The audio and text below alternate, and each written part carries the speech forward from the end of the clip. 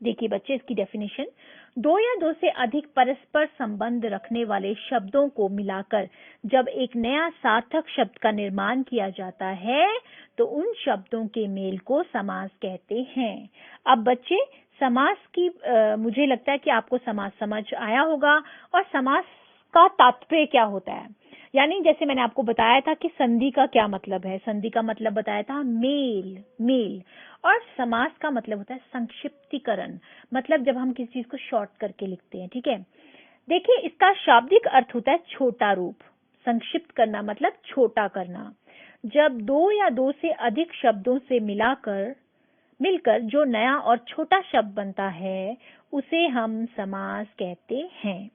अब जब हमें समास की परिभाषा पता चल गई तो हमें ये पता चलना चाहिए कि समास में दो इम्पोर्टेंट चीजें होती हैं। समास में सबसे पहले याद रखना है समास रचना, यानी जो फॉर्मेशन ऑफ समास होता है उसमें दो पद होते हैं। दो पद क्या मतलब, पहला शब्द जो होगा ना बच्चे, जैसे मैं बोलूं माता पिता, मैंने क्या बोला, माता पिता। अब याद रखना इसमें जो माता है इसे हम समास के दृष्टिकोण के अकॉर्डिंगली बता रही हूँ। जो माता है उसमें वो माता पूर्व पद है और जो पिता है वो दूसरा पद है, मतलब उत्तर पद है। यानी माता जो पहला पद था उसे हम बोलेंगे पूर्व पद और पिता जो था दूसरा पद उसको हम बोलेंगे उत्तर पद। ये बात आपको जरूर याद रखनी है, हमेशा याद रखना। कोई भी शब्द, जैसे मैं बोलूं देश निकाला, देश प्रेम, ठीक है, तो देश जो है पहला वो पूर्व पद है, निकाला जो है वो उत्तर पद है। देश प्रेम, देश जो है वो पूर्व पद है, प्रेम जो है वो उत्तर पद है। मैं आशा करती हूँ कि आपको ये डिफरेंस जो है पूर्व पद और उत्तर पद क्या होता है वो समझ आया होगा। जैसे आप कोई भी शब्द ले लीजिए, रसोई घर ले लीजिए, आप नील गगन ले लीजिए। अब देखिए मैं शब्द बोल रही हूँ तो आपको शायद दिमाग में आ रहा होगा, स्वर्ग प्राप्त ले लीजिए, वन गमन ले लीजिए, है ना, यज्ञशाला ले लीजिए। इसमें यज्ञ जो होगा वो प्रथम पद होगा यानी पूर्व पद होगा और शाला जो होगी वो उत्तर पद होगी। आप समझ रहे हैं ना मैं क्या बोलना चाह रही हूँ। केवल आपने याद रखना है कि समास रचना में दो पद होते हैं, एक होता है पूर्व पद, पहला पद जो होता है वो होता है पूर्व पद और जो दूसरा पद होता है उसे हम बोलते हैं उत्तर पद। ठीक है बच्चे, अब सुनिए, इन दोनों के मेल से जो नया शब्द बनता है उसे क्या बोलते हैं, समस्त पद। क्या बोलते हैं, देखिए अब जब हम बोलेंगे जब पहला हमने पूर्व पद और उत्तर पद हमने मिलाया तो उसके मिलाने के बाद जो इज इक्वल टू आया होगा ना कुछ नया शब्द, उसे बोलते हैं नए शब्द को समस्त पद। ठीक है, समस्त पद होता है जोड़ना। अब जब हम तोड़ेंगे यानी जब समास के सभी पदों को अलग अलग करके लिखेंगे तो उसे समास विग्रह कहते हैं। कहने का तात्पर्य ये है, जब भी हम जैसे माता पिता, ये क्या है, जब मैंने जोड़ दिया माता पिता, ये है समास पद, समस्त पद। पर मैं बोलूं माता या हाइफन लगा दूं पिता के बीच में, माता या हाइफन लगा के योजक चिन्ह जिसे बोलते हैं, या फिर माता और पिता मैं बोलूं तो मैंने अलग कर दिया ना माता और पिता को। जब मैंने अलग किया तो वो है विग्रह। विग्रह होता है अलग करना, ठीक है, और समस्त पद होता है जोड़ना। ठीक है, आई होप आपको समास की परिभाषा समझ आई होगी। सिंपल है, शब्दों का मेल और नया शब्द आना, ठीक है, सार्थक शब्द का निर्माण होना। फिर दो चीजें इसमें याद रखनी है, पहला कि पहला जो पद होगा, समास दो पद होते हैं, पूर्व पद और उत्तर पद। अब जब आपको ये भी समझ आ गया तो मैं यहाँ टेबल के थ्रू आपको बताती हूँ। जैसे यहाँ पे दिया है कमल नयन, ठीक है, हमारे पास शब्द है कमल नयन। अब देखिए कमल नयन में जल्दी से बताइए मुझे।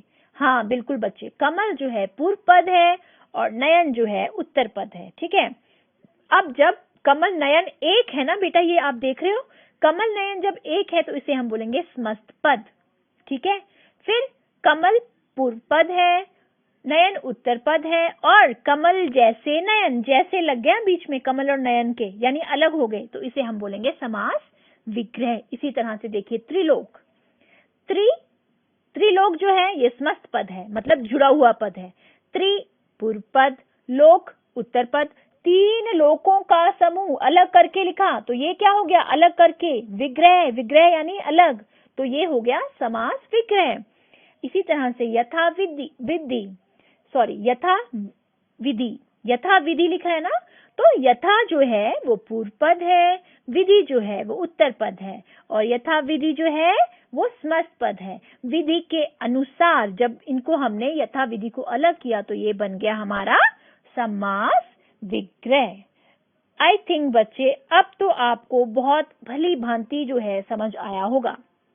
अब इसके साथ ही अब हम आपको और एक चीज बता दें कि सबसे इम्पोर्टेंट, जब आपको समास पता चल गया, परिभाषा पता चल गई, समस्त पद क्या होता है, समास विग्रह क्या होता है, पूर्व पद क्या होता है, उत्तर पद क्या होता है, ये पता चल गया, तो आपको ये भी पता चलना बहुत जरूरी है कि समास के भेद, समास के भी टाइप्स होते हैं। अव्ययी भाव समास, ठीक है, तत्पुरुष समास, कर्मधारय समास, द्विगु समास, द्विंद समास और बहुब्रीहि समास। बहुब्रीहि समास, द्विगु समास जो है, खैर इसकी डेफिनेशन को जाने की जरूरत नहीं है, आपने केवल इनके नाम याद रखने हैं, ठीक है। सिंपल समास आपको अब पेपर पॉइंट ऑफ व्यू से मैं बताती हूँ कैसे याद रखना है।